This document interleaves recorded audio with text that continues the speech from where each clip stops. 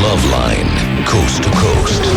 Hey, everybody, it's Loveline. I'm Adam Carolla. That is Dr. Drew. Dr. Drew, board-certified physician, board-certified internist. That's fine. Someone emailed him and said we should start calling him an internist instead of physician. An addiction medicine specialist, everyone. Phone number 1-800-LOVE-191.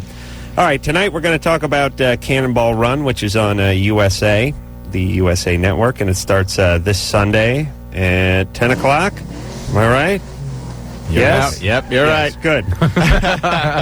Kai is here from Temptation Island, and Jeff Varner's here from Survivor 2, and there are just a couple of the participants in this Cannonball Run. And I say one because I saw the original Cannonball movie. Those old Hal Needham movies used to film without any script, basically. I think the only thing I remember about those films is the footage of Burt Reynolds and Dom DeLuise laughing at the end.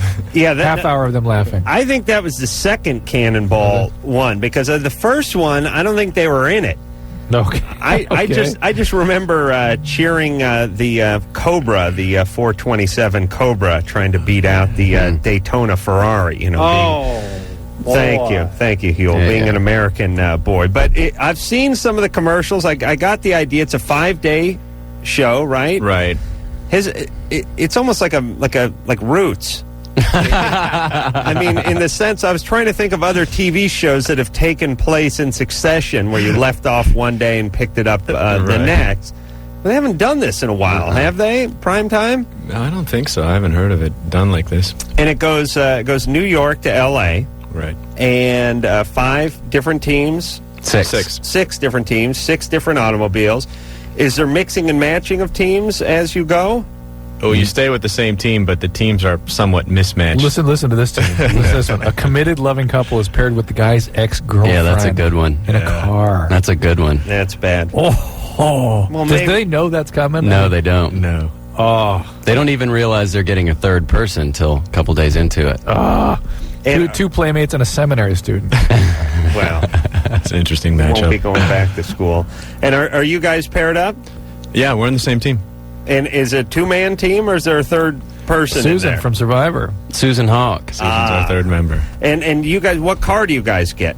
We have a 1971 red Chrysler hearse. She was a truck driver, right? Was Right. Did her professional skills come in handy? Oh, yeah. Now, I think there's I like those sound effects. There's like It's really cool. What is there? A hearse, and is there a Cadillac. There's a lowrider Impala. That was pretty cool. Now, how do you do this without killing people or breaking laws? We may have. Oh, you may have killed people.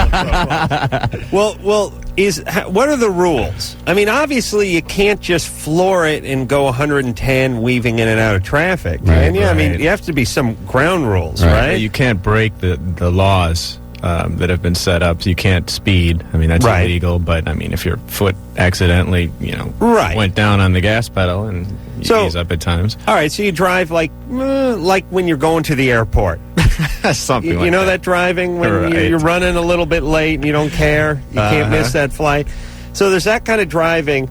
But then, let's see, how many miles are we talking? Is that 3,000? Easy, yeah. And are we looking at then having to cover, 800 miles a day or 700 miles? We drove about 8 to 10 hours a day. I don't know how many miles that was. But And what strategy would you need to do? Wow. I mean, that's too broad a question. But what I'm saying is not really. What's just to stop you from getting in the car and driving for 8 hours and then stopping, getting in the car and driving for 8 hours? For that matter, what's to prevent you from just not sleeping or having sleeping shifts? We have checkpoints. We have to check in somewhere every night. And the next morning there's a challenge to determine who leaves and how you leave and what the order is. And I see. We can't speed, so it's basically a game of trying to see who can slow down the competition the best. That's the beauty of it. Right. So you're encouraged and do F around with your competition. Sabotage. And what does the winner get? The $100,000? Right. Really? All right. So And there's money along the way. You can pick up money at the various checkpoints. You get awarded per your finish. So they will give the winning team $100,000. Right. It's not $100,000 to be whacked up 5 different ways, kind of thing. The winner gets $100,000. I think the winner gets 75,000, and there's a little catch to it. There's something you have to pick up along the way that if you cross the finish line with it, you get additional money. And that's herpes. I was told by the publicist. If you can get herpes on the halfway from New York to L.A. Qualify here on my lip. No, that looks self-induced. I'm sorry. I hit my lip. You're right. It was caused by a speed bump at the drive-thru.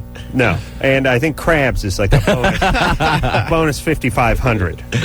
All right, so this is when am I looking at? Sunday, right? Yep, Sunday 10 o'clock, USA Network, and it'll be unveiled on Thursday. I'm guessing, right? That'll be the big finish. Yeah. Are they 1 hour episodes? Yeah, yes. I think so. All right, good times. All right, let's talk to Ray, who's 25. Ray, Hi. hey, Ray. Hey, Ray. Hi, how you guys doing? Hey, Ray. good. What's up? I've been married about 3 years, and about a year into the marriage, my wife, I don't know, she just wanted to get in a little explorative and to the anal sex thing. Woohoo! There you go. Yeah, but the bad part is, though, it's like towards me, though. Someone else's penis? Oh. Yeah. Oh. Interesting.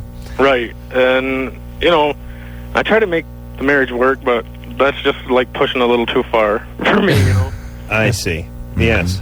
And what did she want to do? What's your question for us? Yeah. I mean, Well, he's obviously a proud what should I do? man. I mean, how do I tell her that I don't really want to do it? You said this was a year ago. Sounds bogus. So absolutely. Yeah. Sorry, Ray, we don't believe you. No, it's true. I'm serious. What have you been doing for the last year? Sitting. No, I mean, So you were married 2 years ago. A year into it, she wanted to start exploring. So what have you been doing all this year? well, I mean, going along with it, I guess. I mean, So you've been doing it. yeah, but I don't feel comfortable doing Why don't you tell her you're done with that? What does she use on you? it. Her finger, usually. Her finger? Yeah, While you're having sex? yeah. Good times. Yeah, that's not so bad. I mean, I don't know. Yeah, you're not into that? No, because, I mean, it makes me feel like a homosexual. Have you told her you're not into it? Yeah, I've tried, and, and she just... Dude, listen. Wants to keep How difficult is it to tell someone you don't want to do that? Not difficult at all. You just, in sex, Yeah, you but don't I have mean- to talk. You just shoo people. You know what I mean? Like, they start doing something like, hey, baby, no. Shh. Next time she Move away. makes a move, just put the clamp on her and take that Right. hand and pull it right out of there. Yeah, but I mean, I don't know. I just... Are you afraid she's going to leave you if you? Yeah. Oh, please. Oh, no. Oh. He's so bogus. Yeah, come on. No, this is honest. I'm not lying to you guys. All right. Well, listen, Ray, dude. please, what do you do for a living? I'm an engineer at a factory here in Michigan. Uh-huh. And what happened to you growing up? Well, I was Something bad? What happened? I was jumped around a lot from foster home to foster home. All right, So- there we go. All You had a right. little self-esteem issues Well, there. abandonment issues. You're afraid Yeah. of the people who love you Well- who are going to leave you just because you express a preference in your Well, sexuality. my mom left me when I was 4. Yeah, no Me and kidding. my 3 younger brothers. We get that. That's that's- why you ended up in the foster care.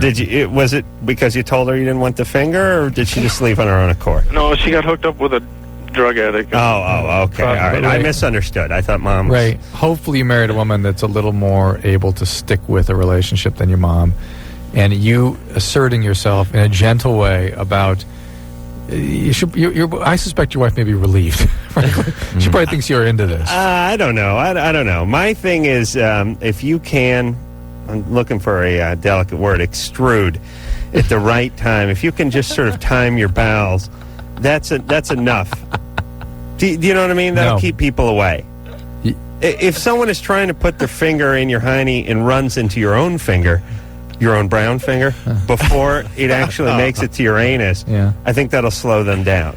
It's nature's natural defense. It's your ass's natural defense.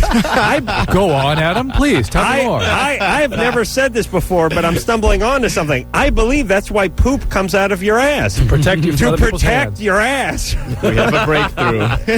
Think about it. Why else would it come out there? Well, that is certainly Otherwise, why... you just cough it up or push it out your urethra.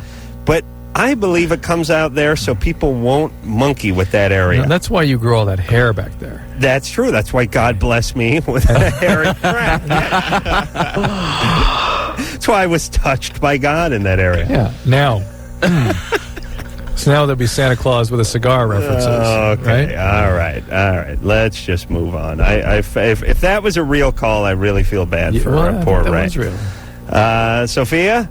Hi. Hey. Hi, Adam. How are you? You're 18. Good. What's up? I was calling because I've been on Depo for about a year, and I got a shot like a week ago. Yeah, I got my last injection like a week ago. Right. And this, like, just 2 days ago, I got an MMR, measles, mumps, rubella shot for school. And now, and it was in the same arm as I got the Depo shot, and now it's like really swollen, like a mosquito bite. Okay, hold on. Why aren't you getting the Depo in your hip? I don't know why. It was in my hip once, and then I don't know why I'm not getting it in my hip anymore. Why don't you get back to that? Do they always give it to you in the hip, or should they? There's pretty good volume in that. Yeah, I do. You mean there's a mass there to inject it into? Yeah. Sophia? And then the measles, mumps, rubella can cause a local reaction, and also sometimes these needles can introduce bacteria. So here's what you do: hot compresses.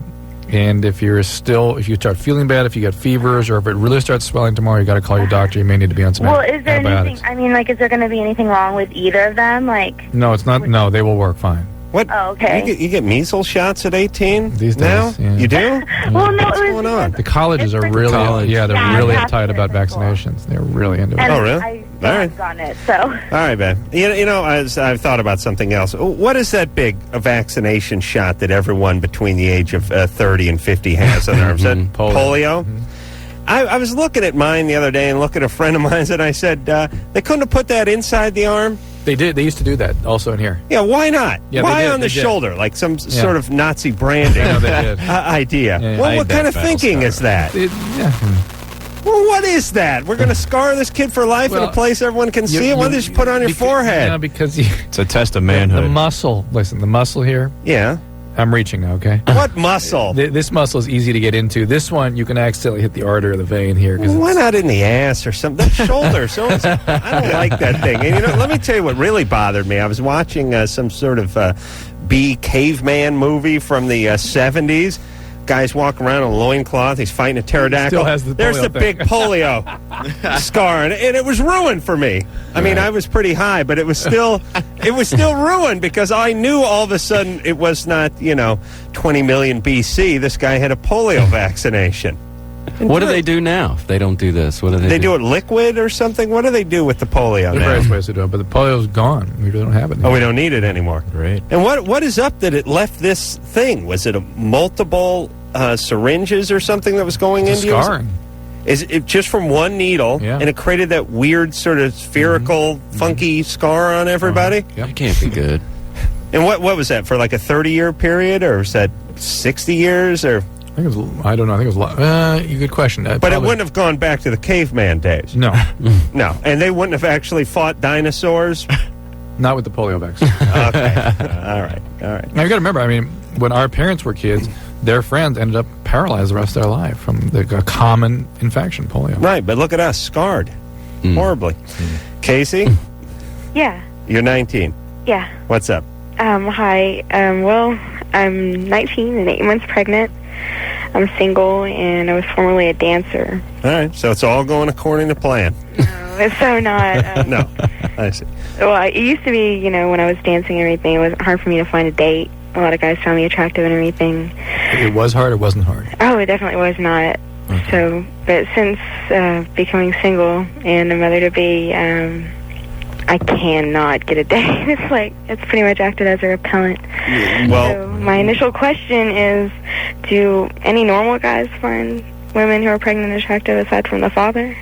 Yeah, they're out there. Yeah. There's a matter of fact, there's magazines dedicated to that, Milking and Popping. It's not. See that one? A lot of guys are into that. Yeah, but that's what it's called. Milking and Popping. Oh, God. This is, Casey, not an issue of attractiveness. This is an issue of. Yeah. It's almost it's a lot of things. I think guys are naturally, biologically prone to push away from somebody else's child's pregnant, woman.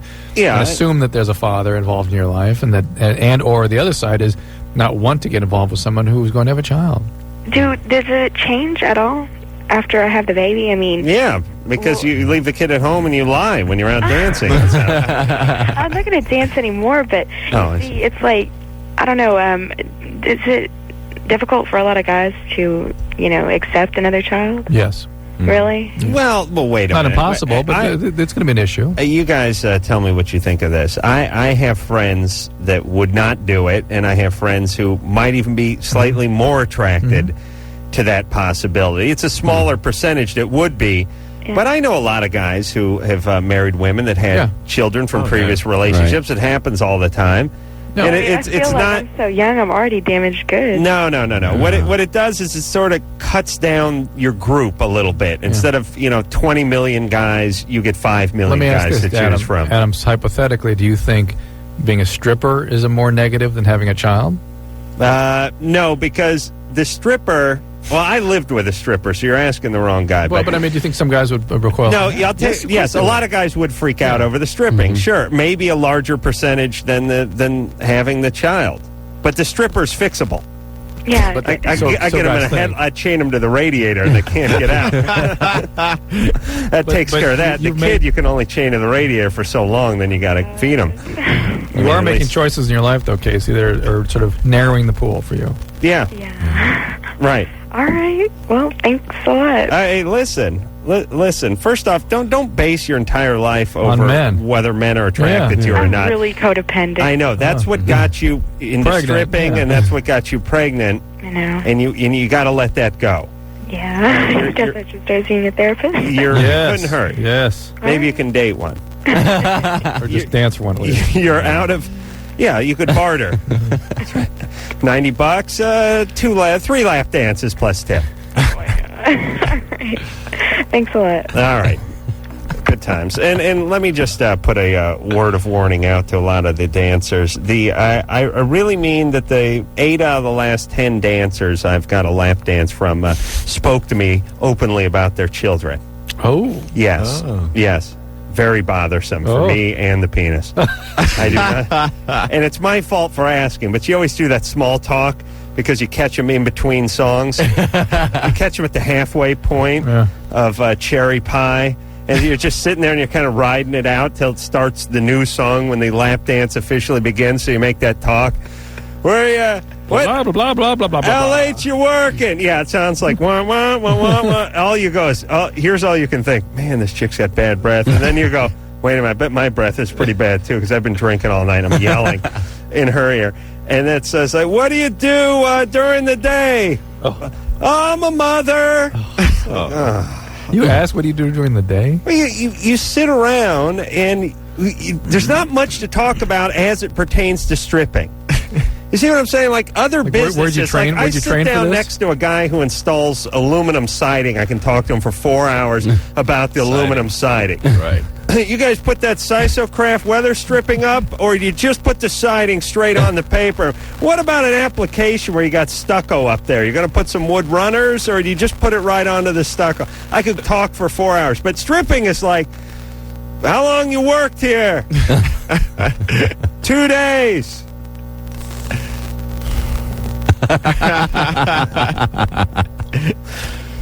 Yeah. You meet lots of guys. You meet guys. Yeah, it's like, how much for one of those 4-ounce mini bottles of champagne? $27. Oh. It's like you sit there, so you start talking like a lot like, what do? Do you go to school or do you live out here or whatever it is? And inevitably they go right for the kids, and it's tough. I'm sorry. Yeah, it's difficult. You should do a piece on strip show etiquette. Oh, thank you, Drew. Yes, we did that. Oh, shocking. Vanilla? Yes. Vanilla. You're 17. Yeah. Jeff and Kai are both here from Cannonball Run. Hi, Vanilla. What's up? My problem is last night during oral sex, my boyfriend kept wanting me to put my finger in his rectum. Wow. This is the topic of the night. Yep, Wednesday night. Wednesday night's all anal on Love Wednesday night. We got one that didn't want it and one that's asking for it. Right. Uh-huh. You see, you didn't want to do that? No, I didn't. Okay, are you focusing on something else right now? Okay, yeah, I'm done. Yeah. All right, hang on, screwball. Jesus Christ, I never get tired of hating our callers. It never ends for me. Making a sandwich or something? Whatever. They call the show and they're like distracted. Say hi to Jeff and Kaya. Huh? Well, there's somebody vacuuming behind her. She was working on something, which is... I don't mind. I want to know what she was doing. I just want to know. I think she's still distracted and won't be able to answer it correctly. Let's see. I'm not distracted anymore. What were you doing? My boyfriend's twin brother came out and asked for a cigarette, so... Oh, well, that's... okay. Well, that makes sense, then. You got to prioritize. Yeah, right. It's over love line. I mean, what's, national radio... Boy for a cigarette. Yeah. That's right. That's right. You get to be priorities. You're on national radio every day. It's not every day you get to hand a cigarette to So does the twin brother know that you're calling in and asking this question about his brother? No. No. And did you tell him no, or what'd you tell him? Well, he's kind of got a temper problem. Mm-hmm. So basically, it was like, I didn't even want to even give him head in the first place. Sure. But he just kept, the pushing down thing. Oh, no. Ooh. Yeah, so I was like, whatever, and then, and he kept putting my hand there and everything until he actually put my hand in there, my finger. Right. And, he liked it a lot, but yeah. I don't know, does, that make him gay? No. Where did this guy go to finishing school, by the way? I like his technique. I'm picturing like a young Tony Randall, Ascot, one of those extensions on his cigarettes. No. Listen to the background noise here. Are you like at runway 19 at O'Hare there? No, he's just a pothead. That's a vacuum or something. Yes. All right. Look, first off, any guy who forces you to give him a BJ can't be gay. Right. That's number one. Nor should he be your boyfriend, though. Yeah. Can you break up with this guy? He's a marijuana addict. He's aggressive. He acts out, and he forces you to do things you want to do. I came up with this last night. I just told him, actually before I even did anything with him, was that every time he gets high or something like that, I'm not going to give him head. Oh, there you go. Yeah, Vanilla. That should be a national policy. Get high, no head. I can see Nancy Reagan championing. Yeah, Vanilla. Right now. You don't understand what you're into here at all. And this is your dad an alcoholic? No, my dad's a cop. A cop. Oh, well, they always have the worst kids. Is your mom alcoholic or? No, she's a nurse. Oh, they have the second worst kids. The number one female screw up your kid profession is nurse, and the number one male is cop. Followed second by lawyer, would you say? Possibly doctor. Well, I'm not I don't do any drugs or anything. No, I understand, I know, but you're involved with a guy that is a drug addict, right. And you're making all sorts of excuses for him. You think you can change him. You think you have a master plan where you're going to change his behavior. It means you need to be involved with a guy like this, and he's not a good guy. Well, you don't think that if that new rule thing, you think he would? Oh, well, once you implement the because it's like we no weed, no blow. On one hand, Vanilla, I'm delighted with the reality with which you conduct yourself around the mail. That is a good thing, right? She gets it all down to the penis ultimately. I like the idea she's making laws that have to do with his penis. That's right. But the fact that you're doing it around his drug use, that you are excusing his aggression, that's all bad. Right. He's not a good guy. Well, it's like he just pisses me off because he's really smart. He's but you can't change him. Go to Al-Anon. You must have an alcoholic. Don't take this the wrong way, but you're not that smart. So you saying that he's really smart makes him average. Well, you understand? He's in class, in school and everything. He's a genius. Yeah. Vanilla, are you telling me your dad doesn't come home and drink every night? No, not at all. That's a once in a great while thing, and that's only on occasion. Does he do anything funny when he drinks heavily? Is he a bad guy? No, he's a really a decent guy. And your mom does not use any medications or? No. Well, the only thing about my mom is she was adopted by my dad's mom when she was Wow. All right. Listen. How old were they when they started getting together, the two of them? They had their first baby when they were 14. Wow. Okay. Other than that, everything's fine. Starting to make a little sense. Hey, at this point, we prefer he start drinking. Could he do that? Where's my bourbon? All right, son. I would also suspect. I bet you your mom's using some chemicals somewhere. I bet you. No. She screwed up when she was younger, and then she. What did she screw up on? Yeah. What did she? She just finished college a little while ago. What did she screw up on? Just by having kids young. Her dad was sexually abusive towards her. There we go. All right. let's not keep this crap ball rolling.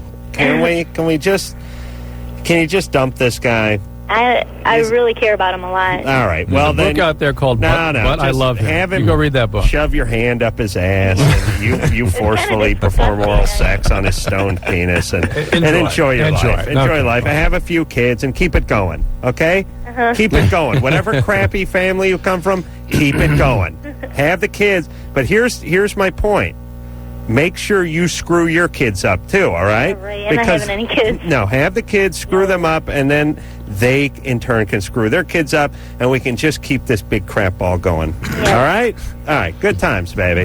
There you go. All right. The legacy. The legacy that is the American family.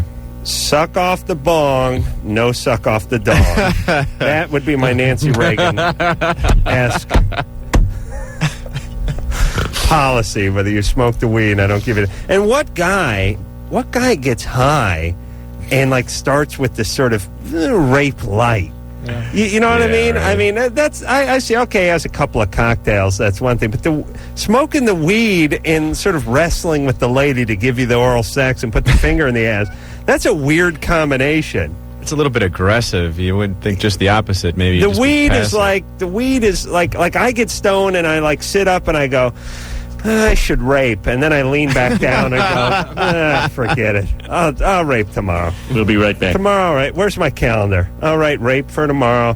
And I sit up again and lean back in. But I can't actually do anything. I couldn't imagine, raping somebody stoned. That's a bad thing. Oh, really? Yeah, it's bad. No, but I mean, this guy's worse than a regular rapist. He raped stoned. I know. Shocking. All right. We'll take a little break. Jeff and Kai are both here from Cannonball Run 2001, starting this Sunday on USA, and we'll be back after this. Hey, everybody. It's the Love Line. I'm Adam Carolla. That be Dr. Drew over there. Phone number 1-800-LOVE-191. Harlan Williams, the stand-up comedian, actor, will be in here tomorrow night. Jeff and Kai are both here tonight. Jeff, from Survivor 2, and Kai, from Temptation Island. They're both paired together in the Cannonball Run, which is on the USA Network, Sunday night, 10 o'clock, and it's going to run 5 successive days. And $100,000 to the winner, and you'll find out Thursday night at the end of the episode, I'm guessing. At the end. Right, and this is basically pairing up a bunch of, I call them misfits, people that you wouldn't normally find together, and sending them across country. And by the way, twice a year I announce silently to myself. I don't know if you can announce things to yourself. I announce I will drive cross country one day. I always do that. Yeah. Yes. Yeah. Me too. Adam, that's why I did it. Wait a minute. I've sat here night after night for several years with you. You've never said that ever. I silently announce it to myself. We have discussions driving home every night. Right. You've never said one thing about this. I think and I've been flying over this country for quite a bit of time now and looking down oftentimes, albeit drunk. But looking down out of the first class cabin. I just thought you were looking down on the people.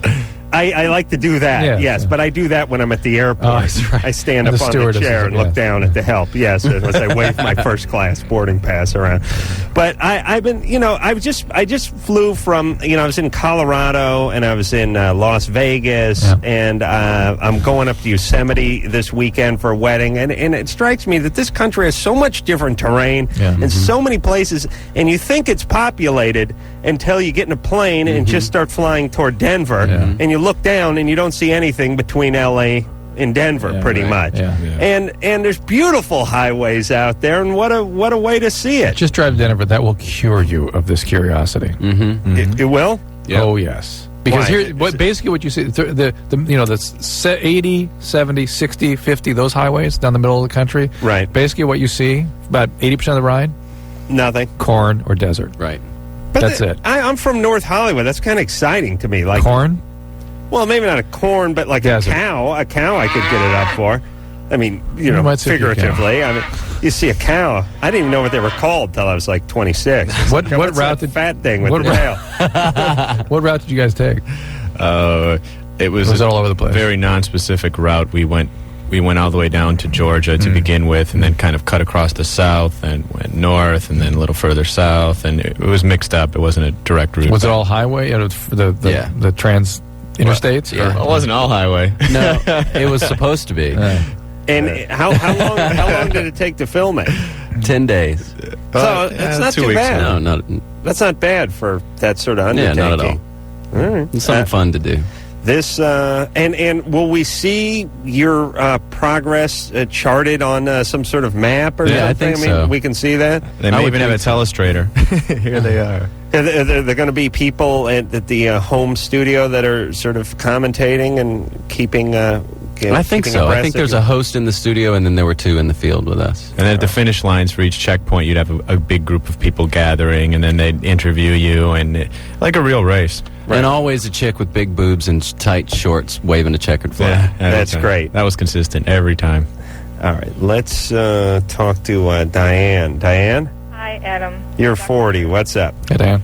Hi. I'm here with my son, and he doesn't understand how marijuana affects him. He's 16 and he's smoking. We just did a drug test tonight, and he tried to put some bleach into the drug test, and so that didn't work. But we've gone through he's gone through Triad and Youth Services, and so he's learned all about the different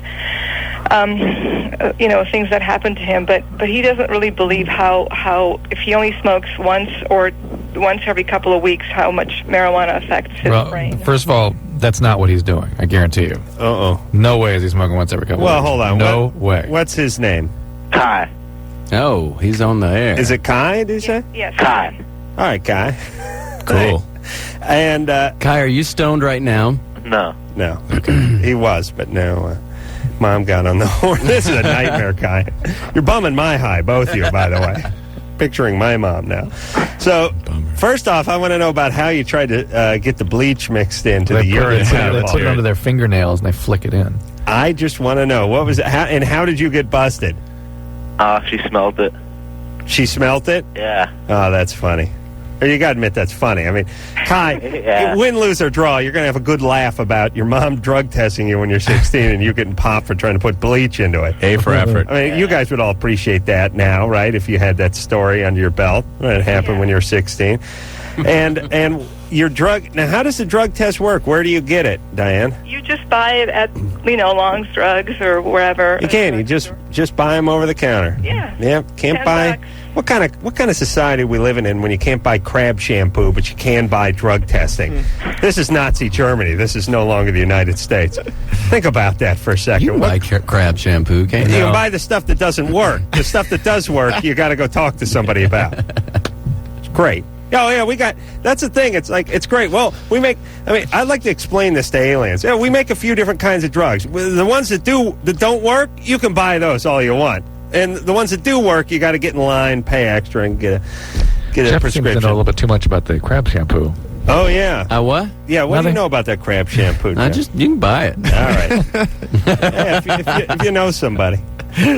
So, Diane and Kai, right? Yeah. So now, how often do you smoke the weed, Kai? Like probably once every 2 weeks. No way, Kai. No way, Kai. Please, come on. Who do you think you're talking to here? Please give me a break. Once every 2 weeks. To smoke a lot. Yeah, I used to smoke like every day. All right, there we go. Yeah. And how long ago did you smoke every day? Like 2 weeks ago. 6 months. Okay. Did the everyday smoking stop 6 months ago? Yeah. Well, here's the thing with addiction, is it doesn't stop unless you stop entirely. It progresses.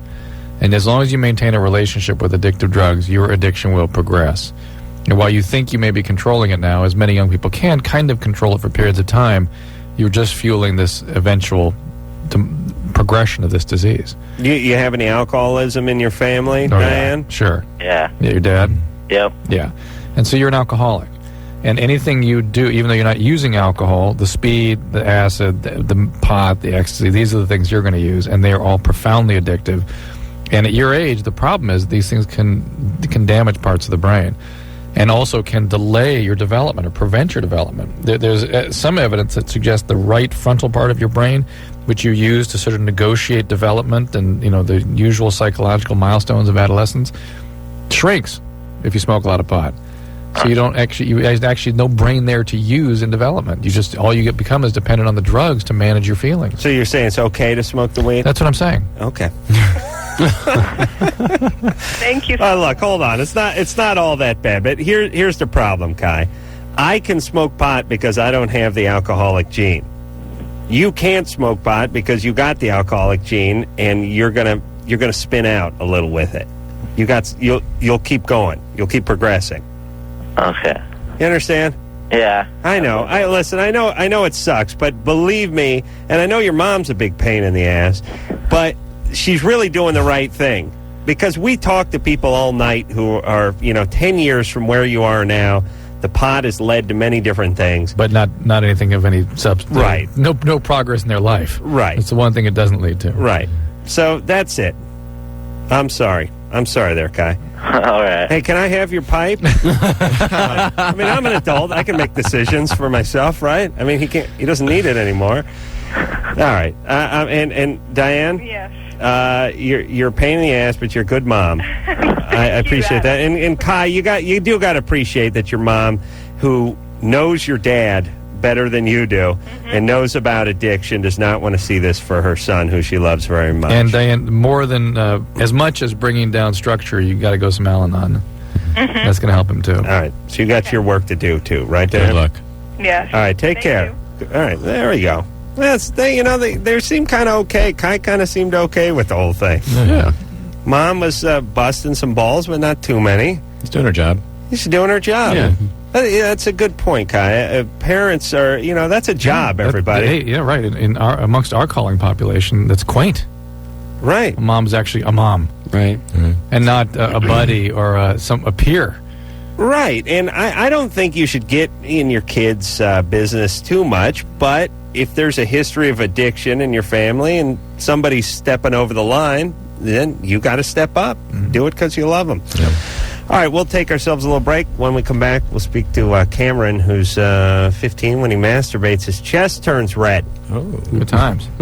I got to believe it's some of the ink from the porn that is sometimes you sweat a lot and it wears off. I like to rest it on my belly, sort of a bib at the last second, pull it down. You strip it back up. Right, strip it down. It's stuck in it.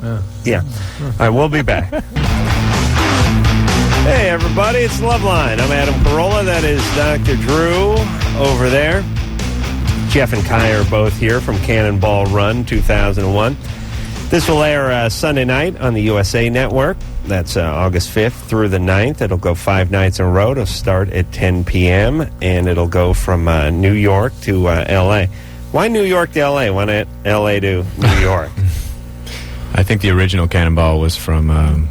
New York to L.A. So they kind of went with tradition. Mm-hmm. Yes, it was. Those old races always went Santa Monica from the industrial centers to the Wild West somewhere. Yeah, I guess the country moved that way, so why not do the race that way?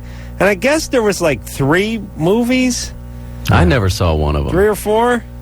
There were, but I remember a couple them. Good ones. I remember them. The first one, had the. I'll tell you who was in that driving a Camaro. Busey. Dick Shawn. No, he should have been in it. No, that was Mad World. Gary Busey was played like a hick who drove a Camaro. Mm-hmm. Boy, if I close my eyes, there was a motorcycle in it. I could figure out all the cars in that movie. The ambulance. The ambulance was in 2, I think. Yeah. Not in 1, and that's when Dom DeLuise, Captain Chaos, Sammy Davis Jr. Dean Martin got into it. This is bizarre. Hal Needham was great. I don't think he had a script. Really? I think Hal Needham used to shoot these kinds of, these Burt Reynolds, sort of chase movies without much of a script. To get off topic a little bit, but people have to understand that when we first heard about Boogie Nights, the last thing we'd heard from Burt Reynolds basically was sort of these kinds of movies. Right. And so Heather Graham sat there and said her next movie was going to be with Marky Mark and Burt Reynolds. We were like, Burt Reynolds. Yeah, it was great. It was like I loved Boogie Nights. I mean, it was one of my favorite movies of the year. I would say probably my favorite movie of the year, and it's certainly in my top 5 of the last 10 years. Yeah. And I was just talking to somebody about that scene. And Drew, did you ever see Boogie Nights? Yes, I did. Oh, yes, I did. Remember the scene in Boogie Nights when they went over to roll that coke dealer, and they went up to that guy's house in the hills with the firecrackers. The guy's just walking around. He's completely coked out. He's just wearing his underpants and a bathrobe. And he's got that little Asian guy just lighting the firecrackers off in the background. He's not paying attention to it. And he's singing Jesse's Girl. And he's really coked out. And he goes, Rick Springfield, friend of mine. This guy's a friend of mine. It was great coke talk. If anyone has been privileged enough to hear good coke talk in their life about how he's friends with Rick Springfield. But Heather Graham was here 3 months before that movie came out, maybe 6 months, and she's going, well, it's Marky Mark and Burt Reynolds, and I play roller girl. I wear roller skates. The whole film. Honey, I got to talk to your agent.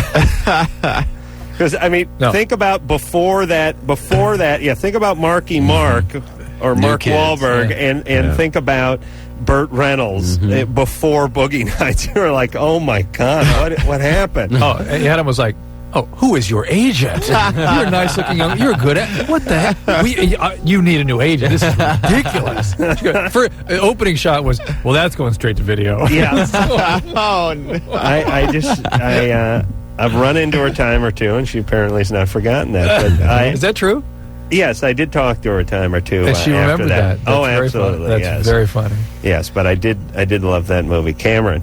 Yeah, I'm here. 15. Yeah, 15. You masturbate, your chest turns red. Yeah, dude, it's a trip. I don't know what to deal with it. Do you flush in response to anything else, like sneezing or laughing or? No, dude, it's just like just masturbating. How much weed do you smoke in Cameron? I don't do it that often. Does it get up onto your neck and chin, that kind of thing? What? Does it get up to your neck? Or no, just your don't chest? shoot that far. I don't aim that way. Oh, you mean? Come on, dude. He ain't no fag. I don't aim that way, man. Do you understand what I was asking about? What he's talking about now? I do, but the way you phrased it, Drew. No, I thought he got a flush. He does get a flush. I think he's getting a flush where his semen hits.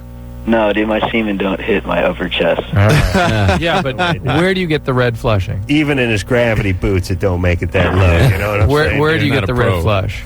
It's like under, like right at the base of my neck, where my clavicle is, and it's like right down there to my nipple. Is it only when you masturbate or when you have sex? It's just when I masturbate, not when I have sex. It's trippy, dude. That's weird. Really? And really, you don't smoke that much weed? I don't do it all that often, dude. Wow, because you really adopted the voice of the stoner. Yeah, the last guy, the guy that their screener. I was just kidding. This is just pure beach talk.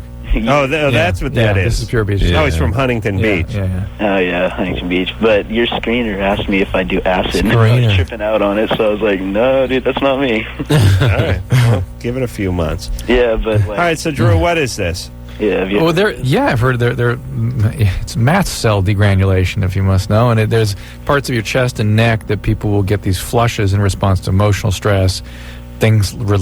I would hardly qualify masturbating as stress, bro. Yeah, bro. Can't remember the last time I was called bro, but... Don't your colleagues call you that at the hospital? Paging Dr. Bro Dude. Bro, man, get over here. Guy Dude Bro, please. All right. But laughing, crying, the reactions that cause these he's probably doing a good vascular job. I would say that he probably gets this in other facets of life, but he's not naked and he's not staring at his chest. He's jogging, he's laughing, he's wearing a shirt. Things. That's right, he's looking forward. If you think about, if you assume the masturbatory position, you're sort of chins down on your sternum and you're looking at yourself flush out. I prefer not to have that image in my head going to sleep tonight. Only thing that flushes when I whack off is the toilet. You got that? I'm cool as a cucumber. Many years of experience have taught me that. All right, John. Yeah. 14. Yep. You and your girlfriend are losing your virginity this weekend? Hope so. Is she 14 too? Yeah. All right. Have you planned it? 2 days. What's the hurry? Yeah. Well, we've both actually been kind of talking about it since about 3 months ago, so. Mm-hmm. And we just thought a couple days ago, she said she thought she'd give it a shot. All right. And what's your question? She emailed me from down at her mom's. Oh. And she said that I have a surprise waiting for me this Sunday when she comes back. And I was thinking, what can I do to like repair it? And I want to make take her surprise and double it and make it better. Well, why don't you just give her money? You know, people always talk about gifts and buy her own thing. Stuff. Just give her some money. She can like my grandparents used to do for Christmas. Here's $30. You get your own stuff. Are you planning any kind of birth control if you're really going to do this? Yeah. Yeah. What are you going to use? Condoms. Got money. All right. Well, he's pumped, John. Yeah. I got 2 boxes. Don't forget. 2 boxes. Oh, like I will. Hey. All right.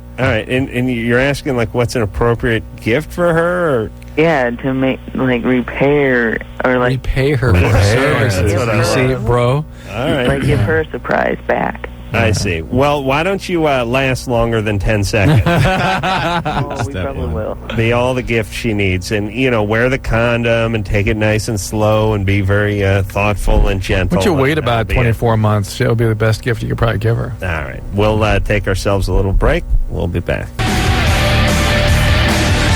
Hey, everybody. It's Loveline. I'm Adam. That is Dr. Drew over there.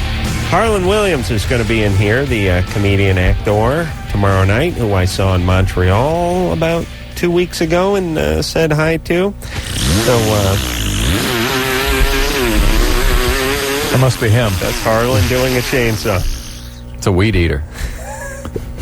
So you can expect that caliber of entertainment tomorrow night, kiddies. Did he leave us with anything else? Was that all? That's the only Harlan drop we had? Just out of curiosity, did David Allen Greer leave us with anything interesting last night? No. See my finger, see my thumb. We got the ball, you better run. SOCKIT, sock it to me. Baby, my head is aching, my hips are tight, and hips are shaking from left to right. 1, 2, 3, 4, 5. Cash check, don't take no job. 6, 7, 8, 9, 10. Come on back, we gonna win. Ow! He did this in here last night. Baby, that's a cheer. Wow. He's got a lot of energy there. Oh, man. It turns on, too, all of a sudden, right? Yeah, he's a performer. Whereas you see, you've been working with me. I cool down when the lights heat up. I'm not sure that's possible. You walk in half dead, you remain that way. Oh, how dare you. Jeff from Survivor 2 and Kai are both here from Kai, of course, from Temptation Island. Plugging away on Cannonball Run 2001. Leaving New York, coming to L.A., 5 days, starting Thursday night. 10 o'clock on the USA Network and running through to Thursday. And there will be a $100,000 awarded to the winning car. And I want to see, what are those cars, Drew? The hearse? I saw Pontiac GTO. There's a hearse, there's a GTO, there's a souped-up GMC truck, there's a Impala lowrider. 61 pink Cadillac. Is there yellow a vet Camaro. in there? There's a monster truck. All-wheel drive thing, yeah. There's not an airbag in the group, though, is there? No. Not an airbag, not a radio. Well, I don't know. I guess, yeah. No. Did you have to sign a few things before you got behind the wheel? Camaro. Oh, yeah. About 10 pages worth of Yeah, there's really 10 pages worth of it. Purple Chevy Impala. 6 cars, no airbags. We had this special thing happening with when we were filling the gas tank. Once we got 3/4 full, the gas tank would actually belch out the gas at us and spray us. And that was our warning that we were almost finished. Mm-hmm. Right. So every time you put in the gas, you got a shower. Was it? It's an old hearse, right? Oh, yeah. Hearse. Is there no T in Hearst? No, there's not. Hearst. Sue Hawk thinks there is. Oh, yeah. Hearst. Yeah, I'm thinking of Hearst, the company that makes the shifters for cars. That's Drew wouldn't know about. Drew, you remember that? Because I had stickers when I was a kid. Oh, you had the Hearst sticker. Right. John? Yeah. You're 22? Yes, sir. All right, so what's up? Well, I've been dating this girl for about 9 months now. And I guess I knew the whole time she's had a drug problem, like, before we started going out. Mm-hmm. And now she moved, and so it's kind of long distance now, but we still keep in touch. We talk every day almost. What was her drug? Yeah, which drug? Cocaine. Yeah, right. Mm-hmm. And she's in rehab now, a very extensive rehab program. And the thing is like, I don't know what to do with our relationship, I guess. She's not emotionally available to deal with the relationship right now. She's to deal with her stuff, and I just really don't know what to do with. You're confusing me. Does she want to break up? Yeah. No. Yeah. Well, we both care about each other. Just stay with me here. Does she want to break up? No. Does she want you to participate in her treatment? Well, no, I can't because she's away right now. I understand. Did she ask you to participate? She wants me to come up. Well, whenever I get up there, I'm going to go to a session with her, like a group counseling that she goes to and stuff because like that. She asked you to? Well, yeah, man, because I want to. I understand you want to. I'm asking if she is inviting you and asking you to participate in her treatment. Yes, if the opportunity arises, yeah, because I'm... all right, hold on, Jeff. You see what it's like for us night after night. I'm getting the kind of vibe that she's kind of trying to cut things off. I think she is neither here nor there. Right. But he's a real true codependent, and he's going to be all over her.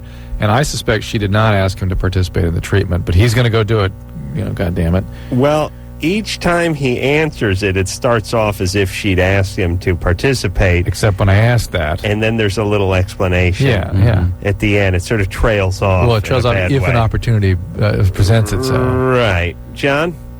Yeah. Let's get a little more history here. How long were you two together? About 9 months. Well, we spent, I guess, 6 months together. Almost 6 months. All right, 6 months. How long you been apart? Well, we broke up about 10 months ago if you deduct 5 months from the previous number that I gave you. So 10 minus 5 months. We haven't been together physically for 3 months. So you've been away half as long as you were together. Yeah. And do you think she considers you her boyfriend? No. No. Okay. I was sniffing this one early. I think you guys the relationship may be ending non-existent. Here. Yeah. And what's up with you, John? Well, she's been distant the whole time. I'm trying to deal with the feelings that my feelings have grown for her the whole time, and there's no relationship here.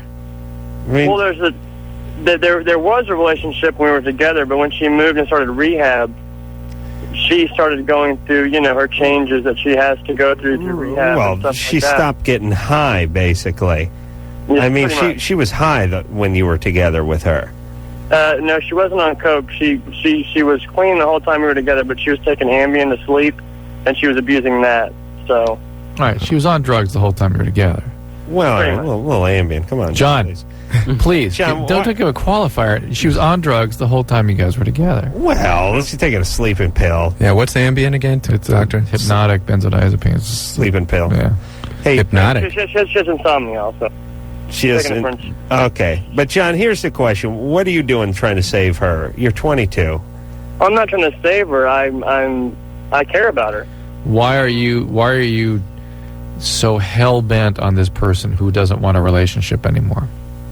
I suppose we have a lot. We have a very, very big potential to be something. Oh, John, boy. Yeah, it's what I used to say about Adrienne Barbeau when I was 15. We had a lot of potential. And at 15, that's sort of normal to say that. It's it is too. You have to look at your reality for what it is, and you can't just look for your potential. You have to see the situation for what it is right now. How old is she? She's 19. All right. And John, you what do you do for a living? I wait tables. Go to college. Okay. And it seems like maybe you don't get a ton of tail. I did get my fair share before we were together, but I'm pretty exclusive. Okay. When I'm with somebody. So. Anything else we should know about her? Is she a stripper or dancer or anything like that? No, she's in college also. She's going to medical school. She wants to go to medical school, but this whole thing might screw that up. So. All right. So, John, you sound. We just like you to live a little more in reality. That's all. Okay. It sounds to me like she's sobering up. She's trying to get her head together, and you're way on the back burner. And you haven't seen each other for quite some time. Well, no, I saw her actually about 3 weeks ago. She came down and saw me, and I went up and saw her maybe about a month ago. Did you have sex with her? Yeah, that's my question. No, we haven't had sex at all. We mess around a lot, but we haven't had sex. She's gonna. If we were to ask her what's the nature of this relationship, what do you think that answer would I think be? we'd start. She'd start with the John who. Yeah. She wouldn't. Well, she knows me. I mean, she knows me. Oh, John. Yeah, right. From She doesn't know how our relationship is. She doesn't understand that. She can't right now. Oh, John. John, what's up, buddy? Time to move on, John. What is up with you, John? You're living in a fantasy. Yeah. Yeah, you're having the relationship for her. I was pretty much carrying the whole thing. Right. No, you're still doing it. You're stalking her. I'm not stalking her by any means at all. But listen, but that's what stalking is. But John, when she calls me, I call her, and we have a relationship that way. We're really good friends, and right. I guess I'm still holding on to feelings that I had. Right. That's what it is. I just don't know what to do with those. That's what I'm asking. Get another girlfriend. Yeah, go out and just meet other women immediately. Right. Yeah, tonight. Start now. What's he calling from Texas? What is it? 2 in the morning? No. There's still something open. The point is. It's funny when people go, I'm carrying the relationship, because here's the deal. I'll do the math for you. When the other person isn't in the relationship, you can't carry a relationship. There is no relationship. You got an empty knapsack full of nothing. I mean, there's no relationship to carry this person on in. Oh, well, she's in rehab. She's getting her head together. She doesn't see the same potential that I see. It's like, oh, please. There's no fulfillment. That is such awful BS. Yeah. But, as guys, we've all done that before. As teenagers.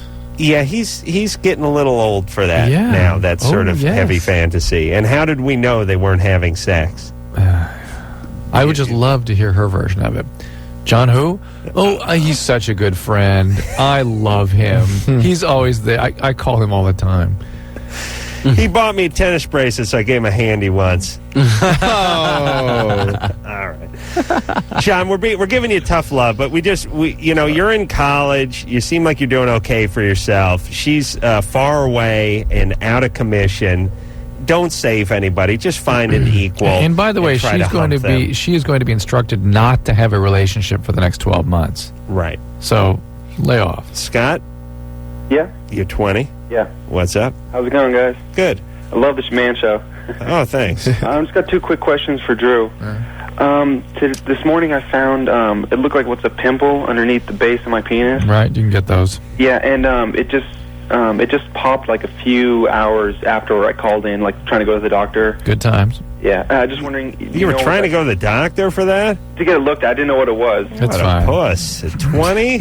Wouldn't have done that. You know what it is? Or? Yeah, that was it. I didn't know if you could get them down there. Yes, you can. They're a little bit different, but that's basically what they are. You get a zit on your back. You can get one on your forehead. You can get one on your neck. You can get one on your penis. Get one on your nads.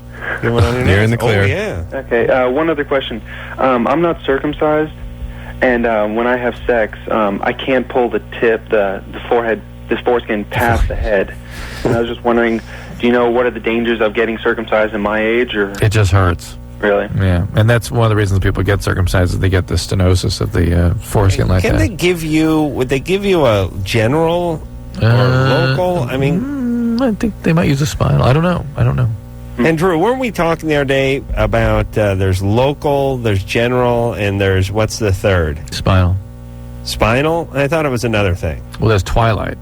Well, the locals when, all right, they just shoot your penis. Right, and work the nerve, on that. yeah. Mm-hmm. The general's where you're asleep. You're more than asleep. You're on a respirator. You're not breathing, yeah. Oh, right. Okay, this is what I'm trying to think of. Twilight is when you're asleep. Twilight is the in-between the local and the general. Yeah. Because they put you to sleep, but they don't have to hook you up to a machine. Right. All right. All right there, Scott. All right, thanks. Good times. Yeah. When I had my hand surgery, I had the Twilight, right? Oh, I'm surprised they could even. I had a big argument with the guys. I was going to say, I could just imagine. Come on, more. I'm feeling it. Come on.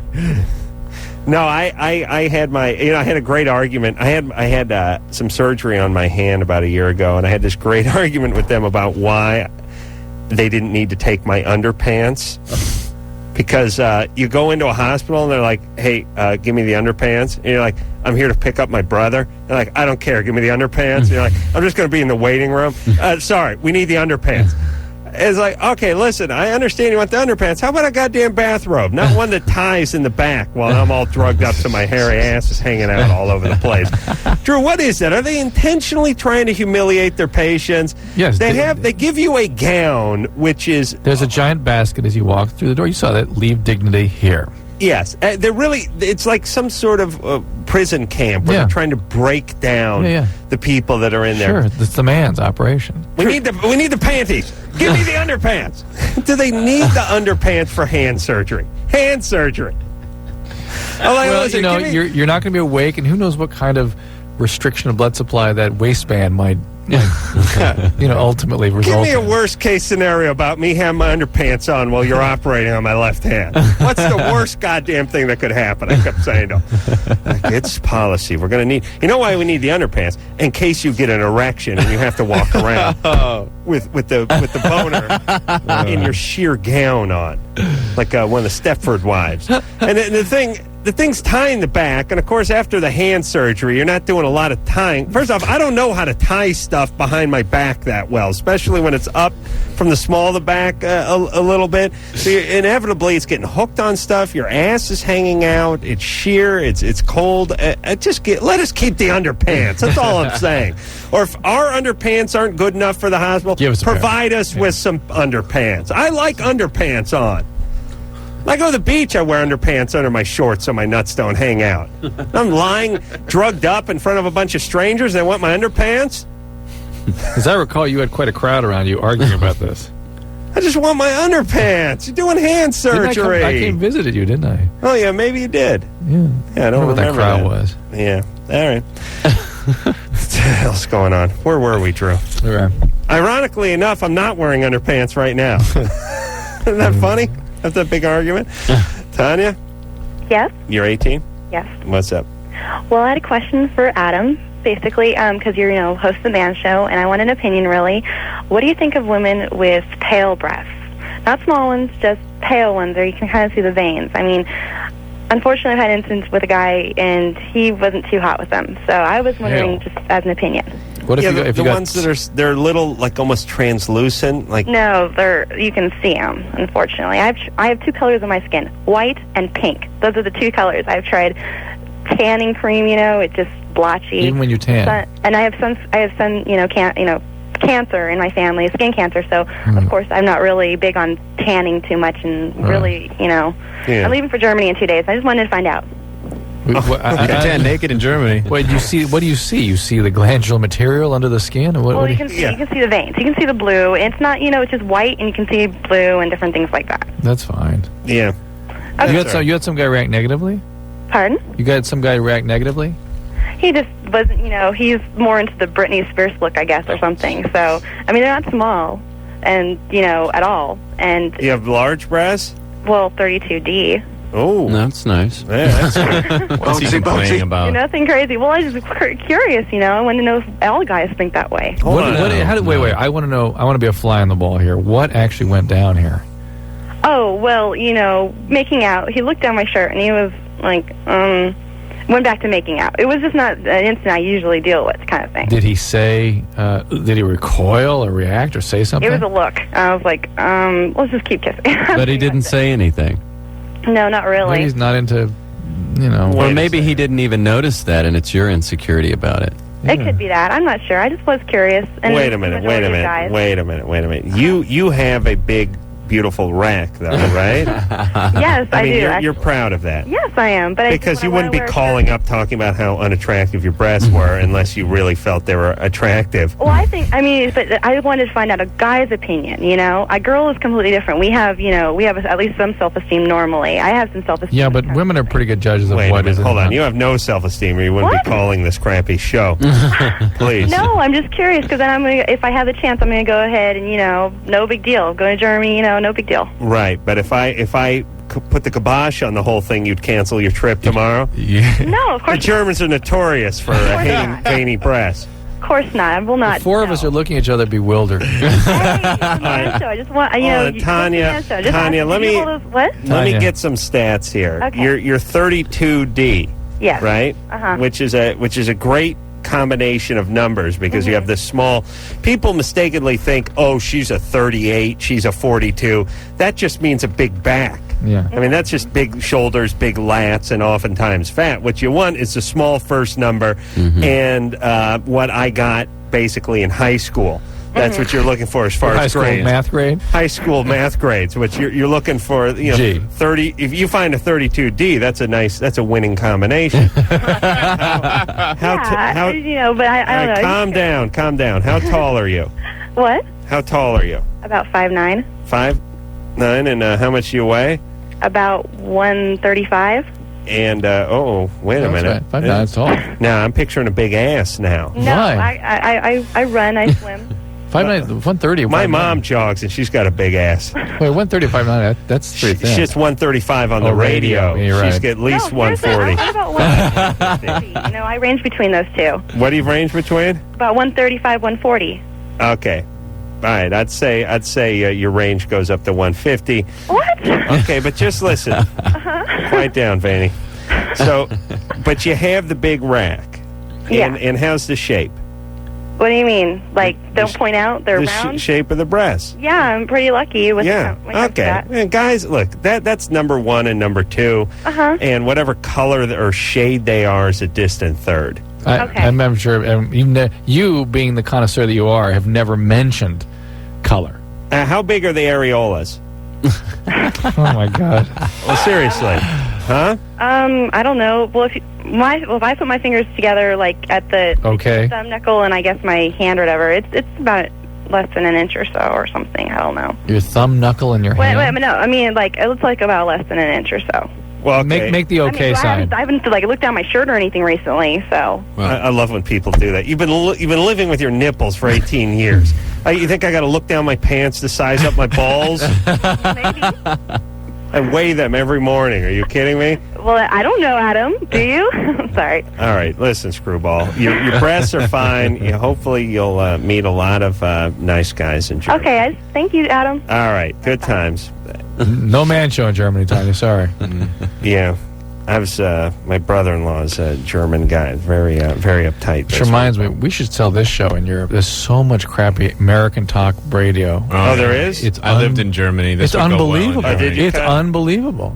Really, it's English. Yes, a lot of bad English talk in Germany. Yeah, I mean American. They really like American programming. For some, they had Jay Leno, The Tonight Show. There's like American, but on the radio they have American radio. Shows. Yeah, the radio shows too. In Italy, there was Shreveport Morning Show.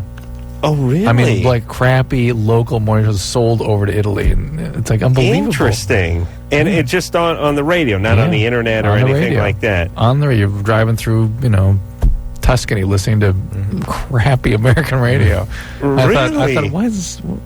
Maybe there's something to this sort of. Maybe they think it's quaint to have this sort of small town. Radio. Oh, no. They're being extra cool, making lots of references to stuff in Hollywood. I mean, it's bad. So, wouldn't they want a radio show from New York or L.A. or something like that? Yeah. Okay, Drew, stop coming to me with your ideas. Go sell them. Would you? You have my blessing. Drew comes to me about every 3 weeks and goes, "We got to make a movie. We should write another book. I'm thinking of doing a Broadway play." Here's my answer to all that. Go ahead. Enjoy. Yeah, enjoy. You have my blessing. I'll take half. Just get busy. All right, let's take ourselves a little break. Jeff and Kai are both here from Cannonball Run 2001. This is on the USA Network Sunday night, 10 o'clock, coming up this Sunday, going through Thursday, 5 days, 3,000 miles, and lots of danger and laughs along the way. We'll take a break. We'll be back.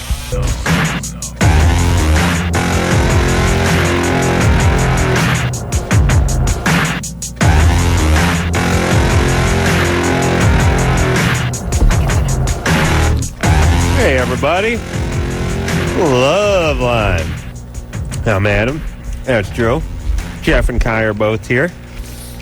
Jeff, from Survivor 2, and Kai, of course, from Temptation Island. And I'm eating. They snuck up on me. Cannonball Run 2001 is going to be on USA Today starting this Sunday. USA Today, yeah. USA Network. Starting this Sunday. And it's going for 5 days, and there's going to be $100,000 given to one of the 6 cars, whichever crosses the finish line first. Could be mine. But it could be. Yep. Now I think it's not, though, because you wouldn't have kidded about it being your car. I think they would have told you not to do that. So you're out. I'm thinking now it's the Playmates. Who do we have again? We have the hip-hop car. Hip-hop car. The boyfriend-girlfriend car. Hillbillies. The frat boys and the grandma. Yeah. It's really like the Wacky Racer. Yeah. Those cartoons? Yeah. Oh, yes. Penelope Pitstop. Dick Dastardly was it? Yeah, Dick Dastardly. No, they didn't. They didn't kid around with dick names back then, did they? Chumley the dog. What was the dog? Chumley was the dog that was always laughing and screwing up his own master. Was that Chumley? Yeah, that was Chumley. And then this was a cartoon from our childhood. Or was Chumley Tennessee Tuxedo's walrus friend's name? That was Chumley. Yeah. Okay. Yeah. So what was the dog's name? Snidely. Sniggly. What was the name of the lumberjack? What's the cartoon you're talking about? Talking about Wacky Racers. It was originally Penelope Pitstop, I think. Who cares? No. What Yeah. What was the name of the lumberjack? You know it? Yeah. Oh, I'm shocked. Rufus Roughcut. Yeah. Yeah. Drew, you know it was too, right? I'm impressed. Thank you. I don't know what you guys are talking about. Early 60s cartoon series. Not early 60s. Mid-60s? I'd say one into the 70s. Really? Well, I was. Oh, yeah, you're right. Yeah. I was born in 64, and I watched it when I was 8, 9, 10 years old, so it must have gotten to the early 70s. James? Yes, sir. How are you? Hey, good. You're 24? That's right. I called a couple months back, actually. And this time I actually have a real question. But first I'd like to sing your praises a little bit, if that's all right. All right. I've been listening to the show for 6 years since, should I mention his name on the air? I don't know. Ricky Rackman? Whatever. Love the service you guys are providing. It's nice to know that in these dark times that there's a beacon of hope, not just with sound advice, but with genuinely funny and high-class radio. Thank you, Adam. Thank you, James. And thank you, Dr. Drew. Thank you, James. Okay. All right. So basically, here's the deal. I recently had a... oh, God, I can't think right now. I'm sorry. I had just had a circumcision, and he gave me a general anesthetic for it. Wow. Very, very Didn't you ask? You asked if that's how they do it, right? Right, but he didn't get the general. They didn't give him the general. They gave him the Twilight. Right. No, I'm sorry. I'm just talking about, my situation. That's the way they usually do it, as I was told. What, general? Yeah, they'll usually put them out. Wait. But hold on, Drew, listen, you got to understand as a doctor, people think of general as being asleep, not as being hooked up to respirator. Yeah. All right? So you were not under general anesthetic. No, in his mind he was, but he's saying he was put to sleep. It wasn't like he was getting a tooth filled and they shot his gums out. But you weren't given a mask of gas. A tube down your throat. Yes, they did put a tube down my throat. As a matter of fact, I woke up with a tube still in my throat, and I didn't know it. And the nurse at the end, she said, "Okay, I want you to breathe in and breathe out." I breathe in, and as I'm breathing out, they pull out the tube. Yep, that's general. So bad. That's general, yeah. They put the tube in. Now, for the for the Twilight, they give you the mask. No. I got the mask. Well, it's just oxygen. That's just oxygen. Oh, all right. You got a mask for your hand? No. All right, whatever. All right, so they did give you the general. They had you put under a general for your circumcision. That's correct. All right. Wow. And you had that done how long ago? About 3 weeks. And how? Actually, Drew, I was going to ask you, I have quite a bit of sensitivity still there. I guess I would after 3 weeks. Right. At the surgical so center. I'm guessing that's normal. Yes. Yes, okay. All right. So how's it healing? It's healing pretty good. I don't know. I'm still, getting used to going from a hard top to a convertible, but right. Yeah, it's all right. Why did you have it done? I had to have it done because I had phimosis, which is basically stenosis of the foreskin that Drew. The end closes up, and you can't get the head through the turtleneck sweater, as it were. But hey, what'd they do with the foreskin? Did you get to keep it? Yeah, I keep it in my fridge. No, Fried it up. I was going to ask calamari. if I could see it after the procedure, and I had completely forgotten because I guess I was so drugged up and out of my mind that. True. Now, how does it work? Would they give you it if you ask for it? And the answer's probably no. They might. You can get your like gallstones and stuff, right? Would they give you a cyst if you were to ask for one? Or like I had a tumor that was taken out of my upper lip, and I forgot to ask too. Yeah, well, you got to start making notes for yourself, James. Oh, I know. You're very confident going in, and then you get put under, and you lose it, and you forget about it. That's why I made a note. Get underpants back. Make sure and double down on Vicodin. Those were the two notes I made. So when I got up, I'd be prepared. What was the name of that dog? It's driving me insane. Snidely Whiplash. You have an old TV, Anderson. An old TV director. Drew's focusing on the wacky racers now. Is that what's going on? And at one point, it became named after the dog. The show? And his friends, kind of thing. Yes. Okay, what was the guy's name? Dastardly something? Snidely. No, that was Dudley Do-Right. No, Dudley. Snidely Whiplash. All right. Wow. You guys remember Dudley Do-Right? Not at all. Oh, my God. Not heard of Dudley? Never heard of him. I've heard of it. Oh, my God. I don't know who Shocking. Kai, how can you not heard of Dudley Do-Right? They made a movie about it, for Christ's sake. Rocky and Bullwinkle. Oh, yeah. Oh, yeah. I heard Rocky and Bullwinkle, Okay. He was in Rocky and Bullwinkle? He was the cartoon between the Rocky and Bullwinkle episodes. He was in the series, yeah. Oh, okay. No Dudley Do-Right, huh? No. Underdog. All right. Well, that was a good save there. Still a little suspect. Throw out another 60s cartoon. Make you feel better. Smart. Very smart. Samantha? Yes, this is Samantha. Yes, you're 22. Yes. What's up? My question is for Dr. Drew. Okay, before I got pregnant, I was smoking weed. And after I found out I was pregnant, I just completely stopped. But I want to breastfeed after I have the baby, and the baby's due August 5th. And I'd like to know if the weed affect me breastfeeding the baby, or will the baby be affected by it? If you were to continue smoking? No, if I was to smoke, after the baby is born and I breastfeed, would it affect the baby? Yes. It would? Yes. Okay. Don't do it.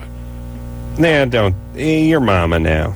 Huh? You're now your mama, you understand? I didn't want to. I just wanted to know because I was just curious. What about it, Drew? How it's big in fat. It? It's concentrated in fat, so I would think it would be concentrated in breast milk. All right. Where's Dad? Dad is at work right now. All right. You guys married? Is it working out? Well, we're supposed to be married in September. Cool. Okay. Good. How many kids you have? This is my first. Okay, good. Now keep it that way for a while. Yes, nice. I intend to. I like Samantha. All right, Samantha. All right, thank you. Take care of yourself. Bye-bye. Bye-bye. That's like a regular sort of normal call. We rarely have that on this show. You didn't have to abuse her or anything. Michael, you're 22. And you're operating a cash register. Okay, listen, hold on. Somebody call this show and tell us the name of the Wacky Racers. The dog that sat in the back of the villain's plane. Yeah. He flew that old triplane. And he had a strange laugh. Yeah. You know what? You guys don't know that dog? No. He spun it off into a few different things. Right. No, it wasn't gee. I can't do it, but he'd go like he was like a smoker. Like someone who smoked was that sound they make just after they're done coughing. Yeah. Sort of a Sesame what was the dog's name? I've been trying to think of that dog's name honestly for 2 years. I don't remember. Really? 2 years. For like 2 years. Would you have a TV director, an old TV? Hold on. Motley? Thank you. Sarah just came up with it just then? Yes, Muttley. Brilliant. It was Muttley, wasn't it? Oh, yes, absolutely. This is a guy who didn't know who Lidsville was, though. He didn't know Lidsville. How have you been trying to come up with Muttley? Yeah, you should have been here the other night, Drew. What happened? I know this show spins off into so many different directions. Have nothing to do with helping people. Whatever. Did you know who HR Puffin stuff is? I was sitting here. Witchy Poo and all that. I was sitting here all alone when you weren't here with somebody filling in, another doctor. Yeah. Apparently doctors just don't know anything except for about doctoring. Yeah. Me, the doctor, we had a guest. There was Ann over there. Ann is basically your worst ally in any situation because she doesn't know anything. Producer's vastly overrated. Who was that? I don't know who that was. But the point is what was that, Anderson? What was that? I don't know. Okay. That's good radio. That's good radio. The point is, it's me and 8 people, and I'm talking about Lidsville, and every one of them is looking at me like I'm high as a kite. And they're going, I don't know what you're talking about. I've never heard that. And I'm like, oh, please, Ann. You know Ann, and that's the beauty of Ann, and I don't know what the hell she was doing her whole life, but she's like, never heard of it. And I went through every mother effer in that room, and everyone, and there's literally 8 people to me, no one ever heard of it. Anderson, all of them. Well, I'll stand by you, comrade. Thank you. Lidsville was a spin-off of HR Puffin. That's what I was yelling at them. All right, Michael? Yeah. Is this the guy? Yeah, he's there. Yeah. What's up? Hello, Dr. Drew? Yeah, Michael. Michael? No, that's it for you, Michael. Sorry, buddy. I know you're busy, but so are we. Put 3 on hold, please. Who do you want to talk to? 3. Damien, put on hold. Damien's not listening. He's too busy not remembering Lidsville. Yeah. Okay, Drew, don't be an idiot. Layla?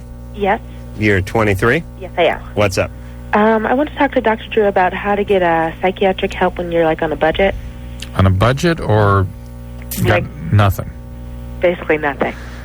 Well, L.A. County, right? They're mental health services, but it's hard to get more than a couple. Yeah, it's pretty cumbersome. Hard to get more than a couple of visits.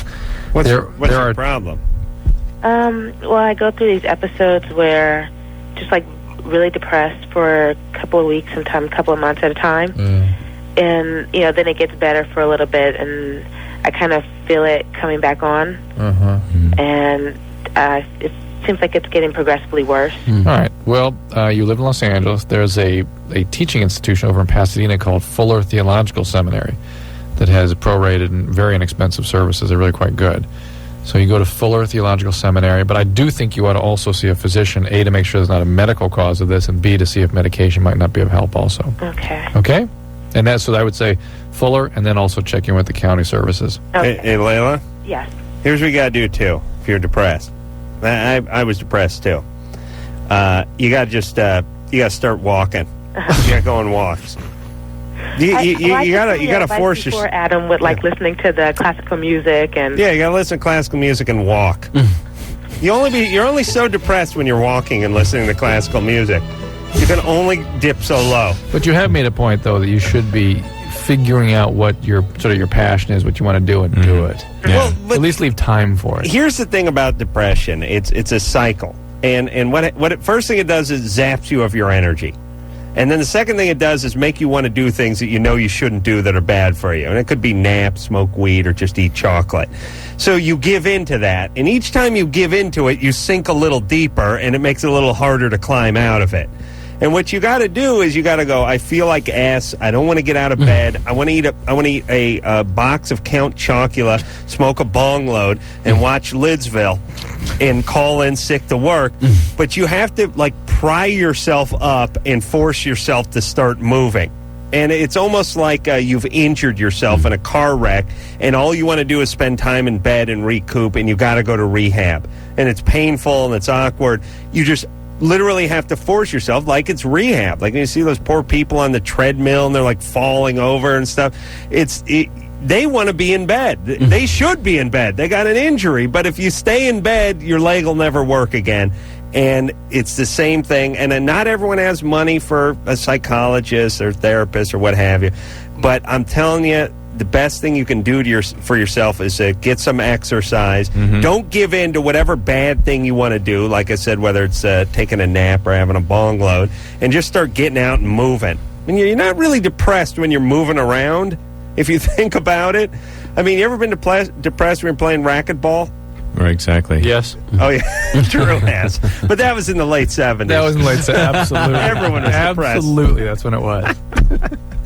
Because it was the height of the whole racquetball. You were depressed. We were playing squash, actually. All right.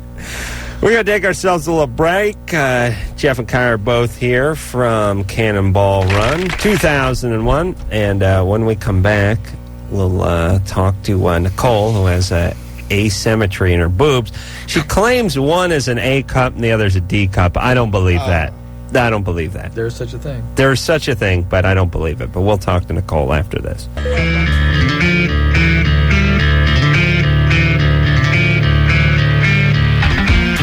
Hey, everybody, it's Loveline. I'm Adam Carolla. That's Dr. Drew. Jeff and Kai are both here. Going to be in the Cannonball Run 2001, which is airing on the USA Network coming up this Sunday, 10 o'clock, and going 5 nights in a row. Going New York to L.A., and at the end of the 5 nights, someone will be awarded $100,000. Could be me. It could be, but now we don't think it is. I actually decided it wasn't you guys when you said, well, you can get 75, and if you bring something over the... I don't know. I think the lowrider car wins. I'm just playing a hunch. Nicole? Yes? You're 15? 16. 16. You say you have an A cup and a D cup? Yeah, I have a large A and a small D. Right, so it's more B and C. Kind of. All right, what's the question? Well, now, do you have to have your bras made? No, I usually use padding in one side.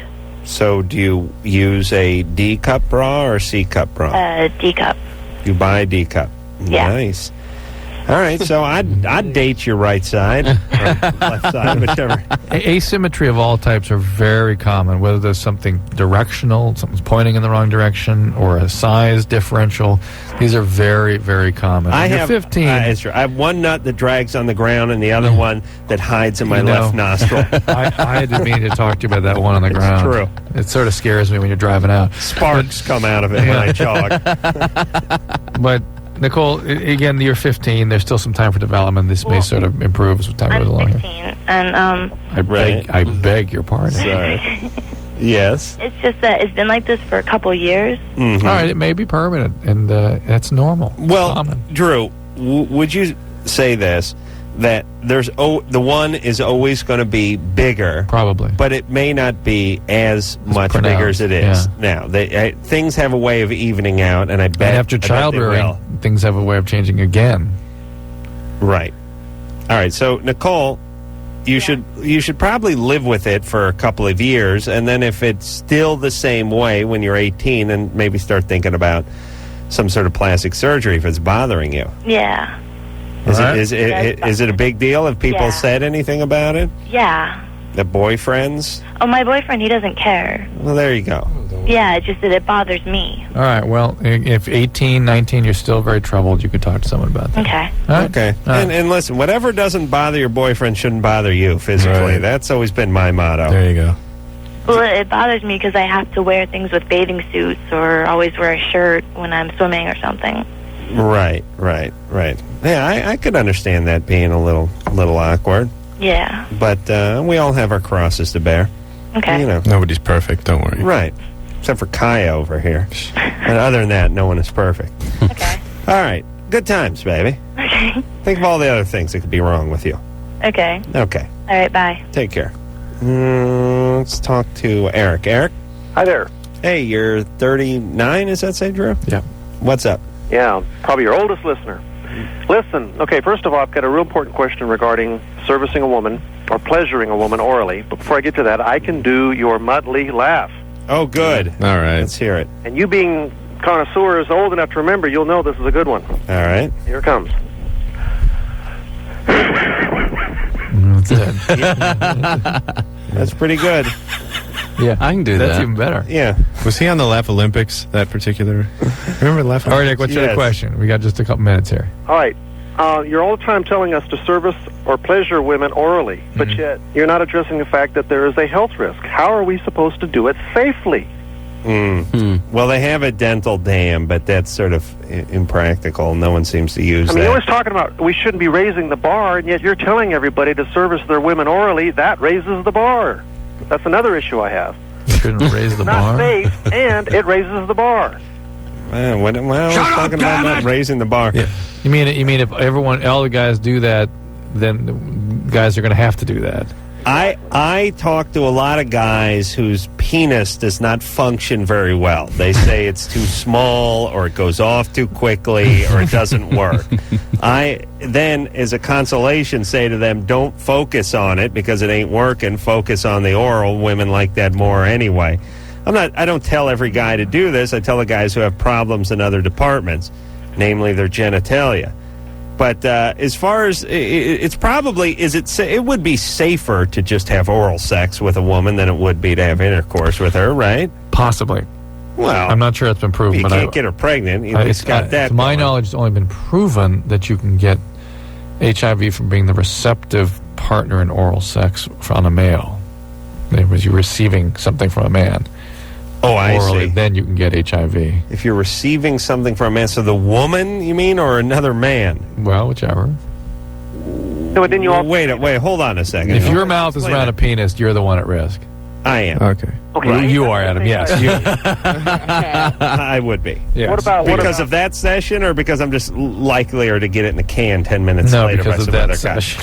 Oh, okay, all right. But there's also a concern over herpes.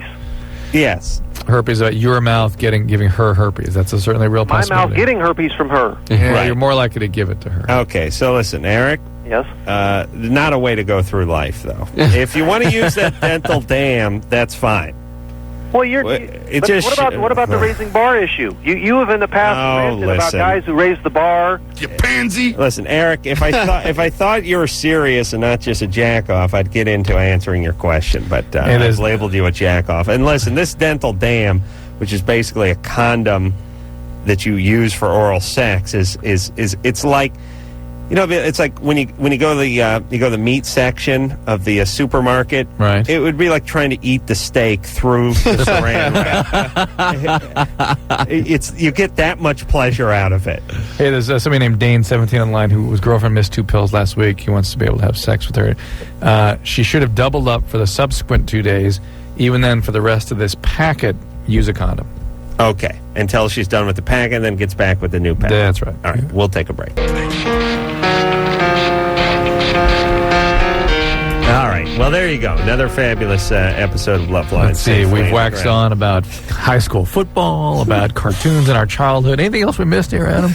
Nope. No, we got it all in. Not that I'm aware of. These gentlemen are surely impressed by the show tonight. These poor guys. Like, who are these guys talking about their high school years? You guys thought we did a radio show before you got here, didn't you? Who are these guys? They've been together 6 years. What are they talking about? Well, that's the point. We're bored now, Drew. I guess that's it. All right, I want to thank Jeff and Kai for coming in here from Cannonball Run 2001. Thanks for having us. Thank you. Yeah, you guys were great. USA Network, everybody. Coming up this Sunday, 10 o'clock. Do not miss it. And Harlan Williams will be in here tomorrow night. Until next time, it's Adam Kroll for Dr. Drew saying mahalo. This has been Loveline. The opinions expressed on this show are not necessarily those of the staff, management, sponsors, or this station. The producer for Loveline is Ann Wilkins Ingle. Loveline is a presentation of Westwood One Entertainment.